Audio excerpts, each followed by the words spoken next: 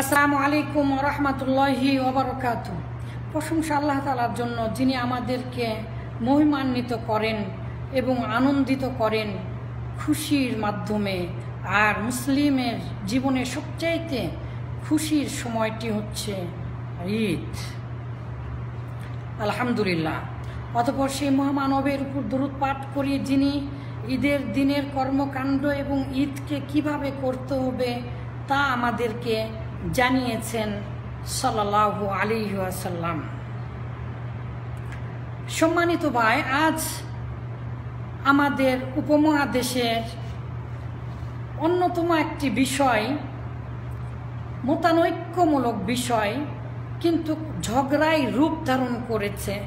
বিশেষ করে আমাদের বাংলাদেশে মুসলিম ঐক্যকে বিনষ্ট করার লক্ষ্যে ঐক্যের নাম দিয়ে মূলত শুরু হয়েছে এই মতানৈক্যমূলক বিষয়টি। নতুন করে বিভেদ সৃষ্টি করছে যেন, তা হচ্ছে সারা বিশ্বে একই দিনে ঈদ।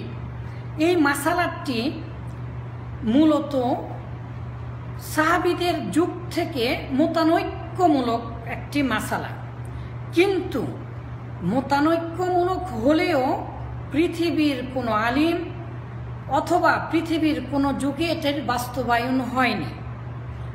যদিও বা এই বিষয়ে পক্ষে অনেকেই মত দিয়েছেন, কিন্তু তাদেরও ভিন্ন ভিন্ন কওল দ্বারা প্রমাণিত হয় যে না, একই দিনে ঈদ করা সম্ভব নয়। ফতোয়া ফারায়েজ না যে আগে আমরা কোরআন এবং হাদিস থেকে জানার চেষ্টা করি। মহান আল্লাহ তাআলা বলেন, ফামান শাহিদা মিনকুমুশ শাহরা ফালিয়াসুম, তোমরা যখন শাহর পাবে, মাস পাবে, তোমরা যখন এই রমজান মাস পাবে, তখন তোমরা সিয়াম সাধনা করো। এই আয়াতে মাসের কথা আছে। আর মাস আরবিতে সহিহ হাদিস দ্বারা প্রমাণিত হয় সেটি 28 দিনে কখনোই হবে না, হয় 29 অথবা 30 দিন। কিন্তু যদি কোনো একটি নির্দিষ্ট এলাকাকে মানদণ্ড ধরে আমরা ঈদ উদযাপন করি, তাহলে সময়ের ব্যবধানের ফলে আমরা 28 তারিখে ঈদ করব, আর যেটি কোরআন হাদিসের বিরোধী হয়ে যাবে। এই শাহরের কথা এসেছে অন্যান্য হাদিসেও। তো আমরা আগে চাঁদ দেখার বিধানাবলী সম্পর্কে যে হাদিসগুলো আল্লাহ রাসূল বলেছেন, সেই হাদিসগুলোর দিকে একটু লক্ষ্য করি। আন আব্দুল্লাহ ইবনে আব্বাস রাদিয়াল্লাহু আনহুমা ক্বালা ক্বালা রাসূলুল্লাহ সাল্লাল্লাহু আলাইহি ওয়াসাল্লাম, সুমু লিরুইয়াতি ওয়া আফতিরু লিরুইয়াতিহি, সুমু লিরুইয়াতিহি ওয়া আফতিরু লিরুইয়াতিহি, তোমরা সিয়াম সাধনা করো চাঁদ দেখে এবং সিয়াম ভঙ্গ করো, অর্থাৎ ঈদ উদযাপন করো চাঁদ দেখে। ফাইন গুম্মা আলাইকুম, যদি তোমাদের উপরে মেঘাচ্ছন্ন থাকে, তাহলে ফাকমিলুল ইদ্দাতা 30, তাহলে তোমরা 30টি দিন পূর্ণ করো, অর্থাৎ মাস পূর্ণ করো। অর্থাৎ 29 তারিখে যদি চাঁদ না দেখা যায়, তাহলে 30 দিন পূর্ণ করো।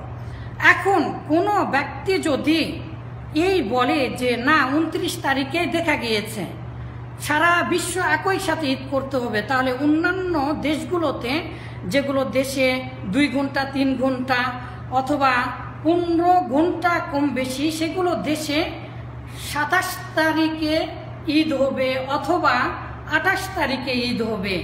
তাদের মাস কখনোই পূর্ণ হচ্ছে না, কারণ চাঁদ ওঠার পরে 20 থেকে 30 মিনিট স্থায়িত্ব থাকে, আর এই সময়ের ব্যবধানের ফলে তারা সেই সময়টিকে কভার করতে পারবে না। ফলে যখন সমস্ত বিশ্ব একই সাথে ঈদ করতে শুরু করবে, তখন মূলত তাদের মাস পূর্ণ হবে না, যা কোরআন হাদিসের বিরোধী। ইবনে আব্বাসের এই হাদিসটিকে বিভিন্ন গ্রন্থে বিভিন্নভাবে এসেছে। ফাইন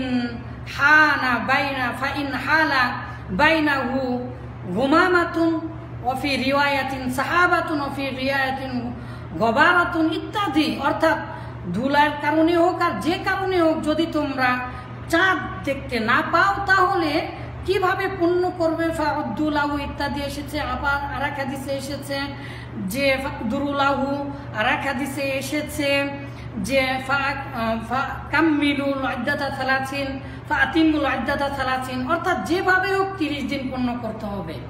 একই মর্মে আরেকটি হাদিসে এসেছে আব্দুল্লাহ ইবনে ওমর হতে, তিনি বলেন আল্লাহ রাসূল বলেছেন ইযা রাআইতুমুহু, যখন তোমরা চাঁদ দেখবে ফাসুমু, তোমরা সিয়াম সাধনা করো। ওয়া ইযা রাআইতুমুহু, আর যখন তোমরা চাঁদ দেখবে তখন ফাফতিরু, তখন তোমরা ইফতারি করো। এই হাদিসেও একই শব্দে এসেছে, এটি বুখারী মুসলিমের হাদিস। এছাড়াও আব্দুল্লাহ ইবনে আব্বাস হতে আরেকটি হাদিসে এসেছে লা তাসুমু, তোমরা সিয়াম সাধনা করোই না হাত্তা তারাও, যতক্ষণ পর্যন্ত না তোমরা দেখতে পাও, ততক্ষণ পর্যন্ত চাঁদ দেখতে পাও, ততক্ষণ পর্যন্ত তোমরা সিয়াম সাধনা করো না।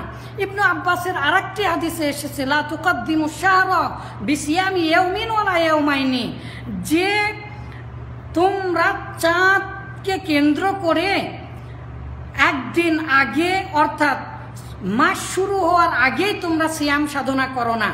যখন কোনো ব্যক্তি কোনো একটি দেশকে কেন্দ্র করে সিয়াম সাধনা করবে তখন তার দেশে চাঁদ না ওঠার ফলে, মাস শুরু না হওয়ার ফলে সে আগেই মূলত সিয়াম শুরু করলো, কিন্তু এটা সরাসরি আল্লাহ রাসূলের এই কথার বিরুদ্ধে। আব্দুল্লাহ ইবনে আব্বাস বলেন আল্লাহ রাসূল বলেছেন লা তুকাদ্দিমু শাহরা বিসিয়ামি ইয়াউমিন ওয়ালা ইয়াউমাইনি, তোমরা সিয়ামকে অগ্রগামী করো না একদিন আগে অথবা 2 দিন আগে। অপর একটি হাদিসে এসেছে যদি কোনো ব্যক্তি এরকম করে তাহলে কি হবে?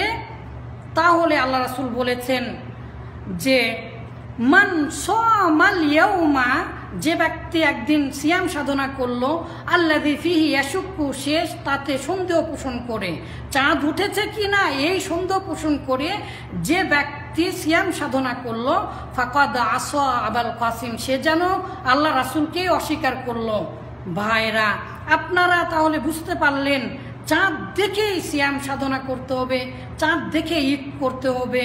চাঁদ না দেখে মূলত সন্দেহ পোষণ করে ঈদ করা মূলত আল্লাহ রাসূলকে অস্বীকার করা, একাধিক হাদিসকে অস্বীকার করা। এই তো গেল। এখন এই বিষয়টি ইখতিলাফি, যেহেতু সাহাবীদের যুগে এটি সমাধান হয়েছে। আব্দুল্লাহ ইবনে আব্বাসকে জিজ্ঞাসা করেছিলেন, আর কুরাইব হতে বর্ণিত বিস্তারিত হাদিসে এসেছে বর্তমান পৃথিবীর অন্যতম একজন হাদিস বিশারদ মুহাম্মদ হাদি আল মাদখালি হাফিজাহুল্লাহ, তিনি নাসিরউদ্দিন আলবানীর সহপাঠী এবং ছাত্র, ইবনু বাজ ইবনু উসাইমিনের সহপাঠী, সমসাময়িক এবং তাদের ছাত্র, আমার শিক্ষক। তিনি এই হাদিসটি আবু দাউদে পড়ানোর সময় বলেছেন যে এই হাদিসের যেভাবে ভুল ব্যাখ্যা আধুনিক যুগে পাকিস্তান বাংলাদেশে করছে, মূলত পৃথিবীর কোনোদিন আলিম এভাবে এটা করেননি। আর এই হাদিসের সমাধান মূলত ইবনু আব্বাস থেকে, অর্থাৎ সাহাবীদের যুগেই হয়েছে।